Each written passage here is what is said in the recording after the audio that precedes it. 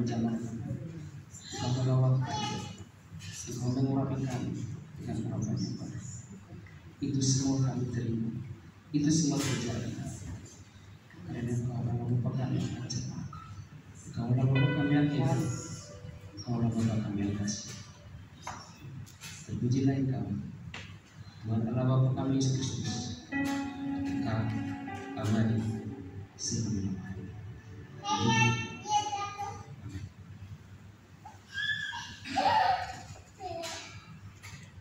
Sebelum kita masuk ke Tuhan, kita memberikan yang terbaik yang bertugas untuk mengambil.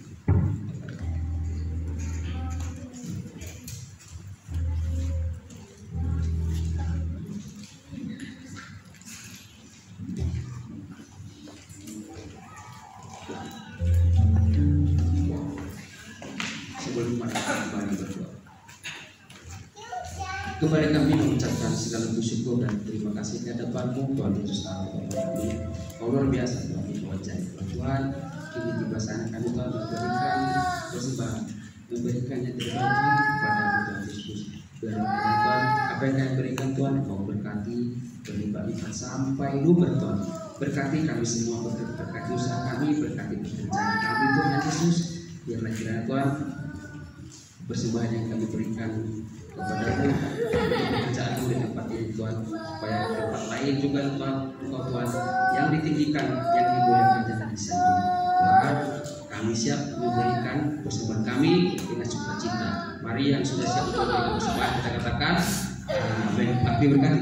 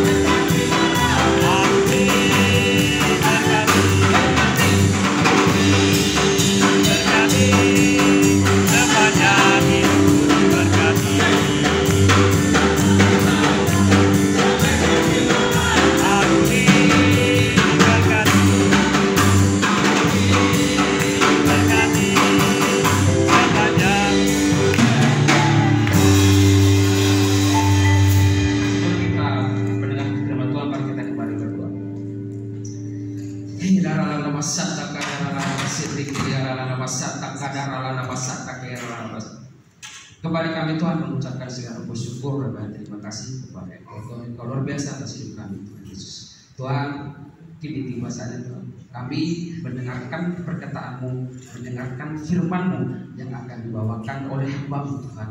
Biarlah kiranya Tuhan firman-Mu, perkataan-Mu ini semua ada bagi kami, itu kami bawa pulang untuk kami injilkan, untuk kami sebarkan kepada rekan-rekan kami bahwa Engkaulah Allah Bapa kami, Tuhan Yesus yang hebat, yang dahsyat, Juru Selamat dan Penolong kami. Urapi hamba-Mu yang akan membawakan isi hati-Mu, berkati ya Tuhan, biar apa yang dibawakan hamba-Mu, apa yang dibawakan oleh hamba-Mu itu bisa bermanfaat buat kami. Itu semua Engkau materekan Roh Kudus, biar tertanam di dalam hati kami firman-Mu yang akan dibawakan oleh hamba-Mu. Ini kami Tuhan, sekali lagi Tuhan, berkati hamba-Mu yang akan membawakan isi hati-Mu, yang akan membawakan firman-Mu. Bagi jemaat yang sudah siap untuk mendengarkan firman Tuhan, mari kita katakan amin. Silakan.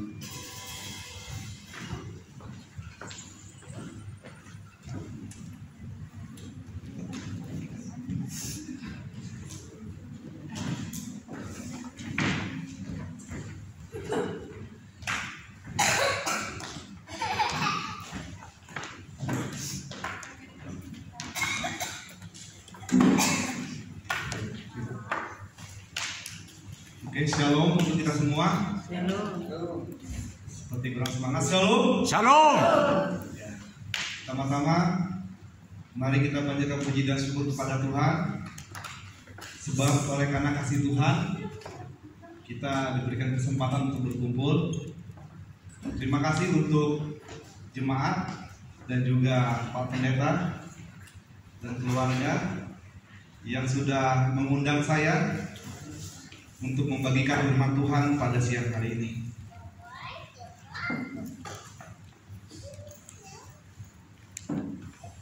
Ada pepatah mengatakan tak kenal maka tak sayang. Jadi saya ini suka atau senang untuk disayang orang lain. Makanya izinkan saya untuk memperkenalkan diri. Nama saya adalah Hendika Simbolon. Jadi saya ini orang Batak. Kampung saya dari Samosir. Saya sudah menikah. Nah, inilah saya. Samping saya adalah istri saya, Boru Siangpuri. Jadi saya bersyukur sekali. Kenapa?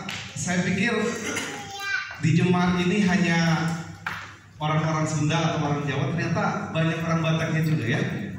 Horas. Ya. Terima kasih. Horas yang menghula-hula. Ya, jadi saya sangat bersyukur sekali. Ternyata memang orang Batak ini di mana-mana ada ya. Terima kasih. Oke, boleh next. Ya. Judul pekabaran firman Tuhan yang akan saya bawakan pada siang hari ini, judulnya Mendua Hati. Tapi sebelumnya kita tunduk kepala kita berdoa. Bapa kami yang bertahta dalam kerajaan surga, pada siang hari ini kami rindu untuk mendengarkan Kau bersabda. Hamba yang Engkau akan pakai pada saat ini, kuasailah hamba dengan kuasa Roh Kudus-Mu, sehingga apapun yang akan hamba katakan, itu semua hanya sesuai dengan kehendak Tuhan. Hanya Engkau saja yang kami tinggikan, dan firman Tuhan ini dapat menjadi berkat bagi kami semua. Terpujilah nama-Mu, di dalam nama Tuhan Yesus kami berdoa.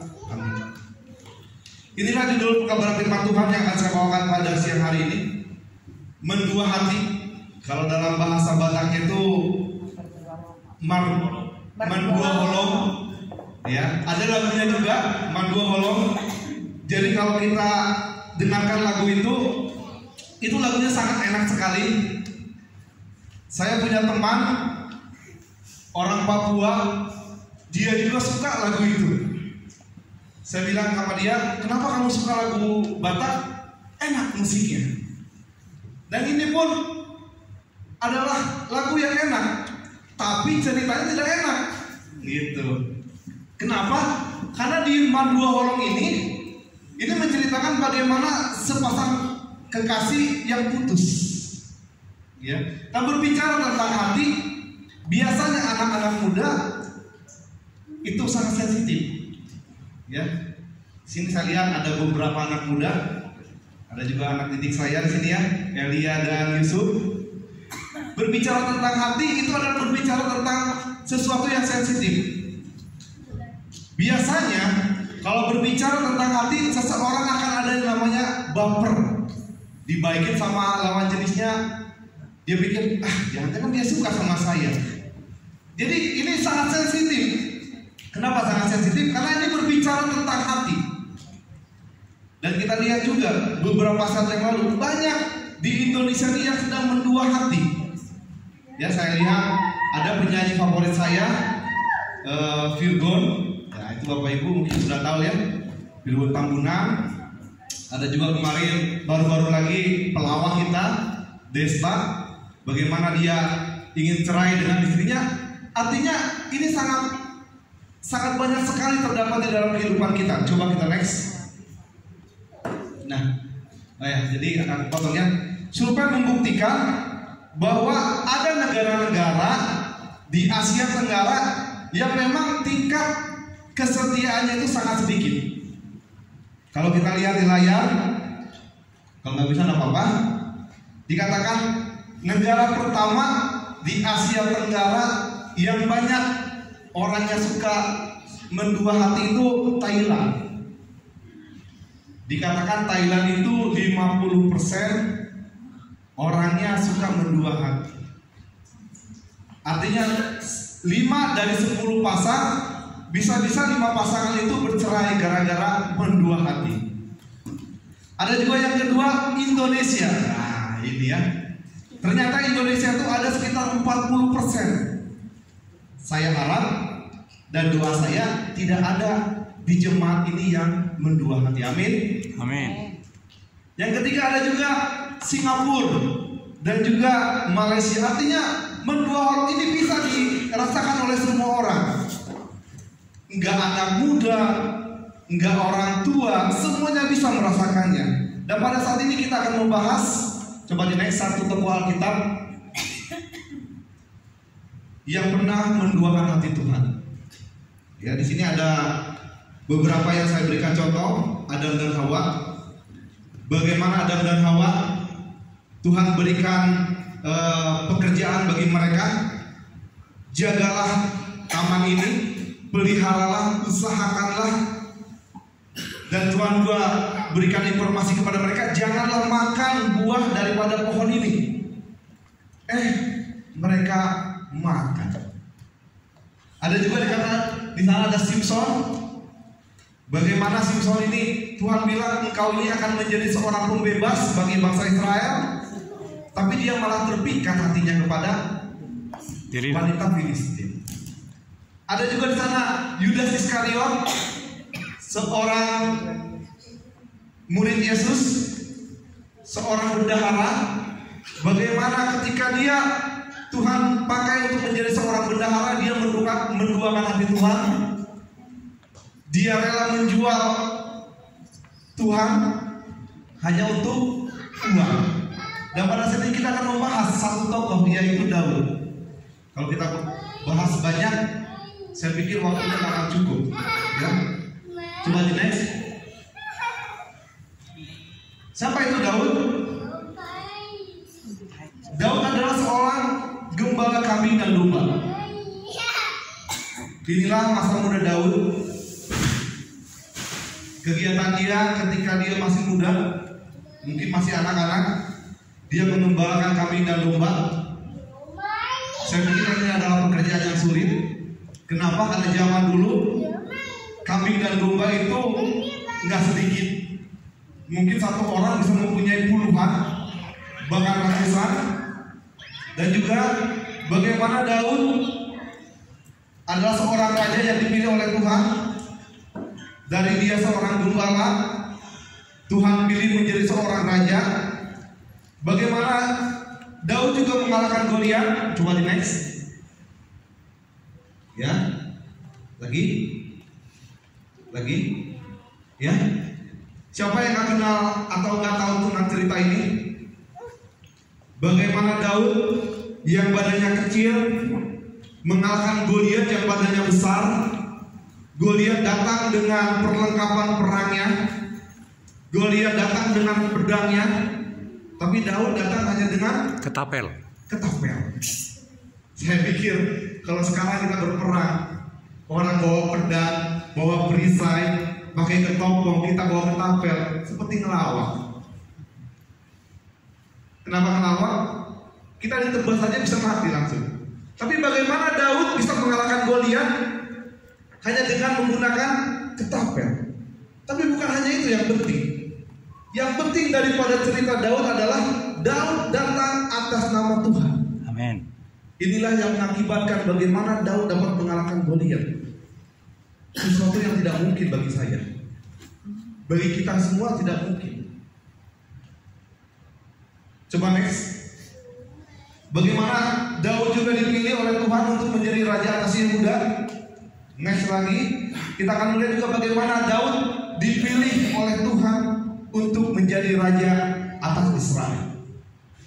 Artinya, bagaimana kita lihat perjalanan Daud dari seorang yang biasa, seorang gembala, dipilih Tuhan menjadi raja, dipilih Tuhan untuk mengalahkan Goliat, dipilih Tuhan untuk menjadi raja atas Yehuda, dan dipilih Tuhan menjadi raja atas bangsa Israel. Saya pikir ini bukan perjalanan yang mudah bagi Daud. Kenapa Daud bisa menjadi orang seperti ini? Menjadi orang yang luar biasa? Karena Daud mempunyai hubungan yang baik dengan Tuhan. Karena Daud selalu mengandalkan Tuhan di dalam kehidupannya. Tapi kita akan melihat bagaimana cara setan untuk merusak hubungan itu antara Daud dan juga Tuhan. Coba next. Next lagi. Ya. Coba back. Ya. Kita buka kitab kita di dalam 2 Samuel pasal yang 11. Mungkin Bapak Ibu juga sudah sering mendengar ya cerita tentang Daud dan Bathsheba.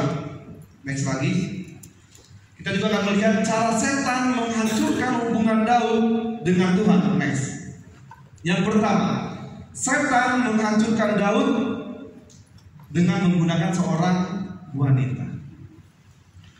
Saya sering mendengar bahwa di dunia ini hanya ada 3 yang bisa menghancurkan kehidupan seorang pria. Yang pertama harta, yang kedua tahta, yang ketiga wanita. Bagaimana ketika Daud mempunyai harta, Daud tetap setia kepada Tuhan. Ketika Daud mempunyai tahta, dia juga mempunyai hubungan yang baik dengan Tuhan. Tapi kita lihat ketika Daud berhubungan dengan seorang wanita. Di next. Ya. 2 Samuel pasal 11 ayat yang pertama saya bacakan. Pada pergantian tahun, pada waktu raja-raja biasanya maju berperang, maka Daud menyuruh Yoab maju beserta orang-orangnya dan seluruh orang Israel. Mereka memusnahkan Bani Ammon dan mengepung kota Raba, sedang Daud sendiri tinggal di Yerusalem. Ayat yang pertama kita coba tulis sedikit. Pada pergantian tahun, pada waktu raja-raja biasanya, artinya pada zaman dulu mempunyai sebuah kebiasaan. Kebiasaannya adalah mereka maju berperang.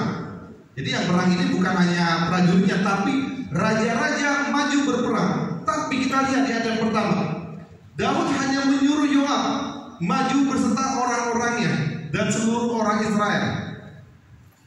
Inilah kebiasaan yang biasanya dilakukan tapi tidak dilaksanakan oleh Daud. Ayat yang kedua, sekali peristiwa pada waktu petang, ketika Daud bangun dari tempat pembaringannya, lalu berjalan-jalan di atas soto istananya, tampaklah kepadanya dari atas soto itu seorang perempuan sedang mandi.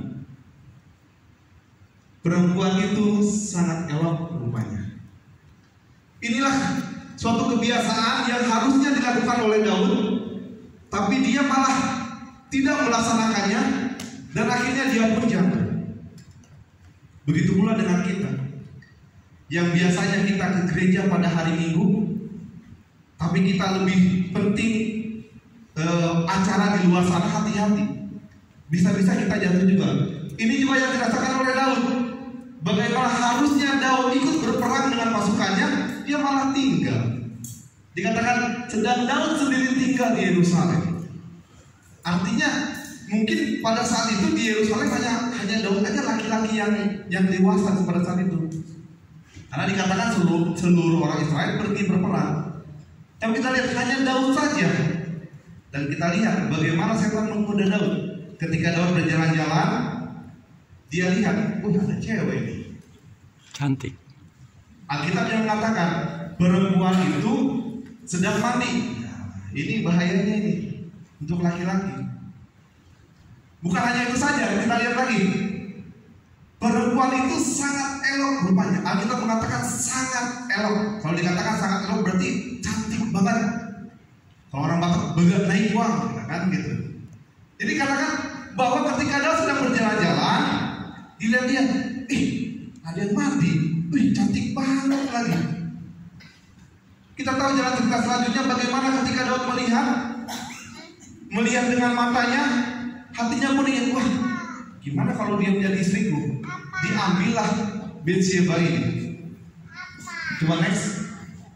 1 Petrus 5 ayat 8 mengatakan, sadarlah dan berjaga-jagalah, Lawanmu si iblis berjalan keliling sama seperti singa yang mengaum-ngaum dan mencari orang yang dapat ditelannya. Sadarlah dan berjaga-jagalah. Apa yang seharusnya dilakukan oleh Daud, dia tidak kerjakan. Dan ketika saat itulah, ketika waktu lengah itulah, setan menghabiskan kehidupan Daud. Coba di next. Ya, inilah kita tahu sendiri di dalam 2 Samuel 11 ayat yang kelima. Lalu mengandunglah perempuan itu dan disuruhnya orang memberitahukan kepada Daud demikian untuk mengandung.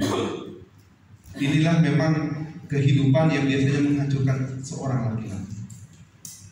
Ketika seorang laki-laki melihat dengan matanya, dimasukkan kepada pikirannya, dan hatinya pun mengingini, akhirnya mereka pun berhubungan dan akhirnya hamillah Bathsheba itu. Coba di next. Nah, kita lihat cara yang kedua. Cara yang pertama tadi setan menghancurkan Daud dengan wanita. Yang kedua, setan menggoda Daud agar Daud menutupi kesalahannya. Ketika Daud tahu bahwa Bathsheba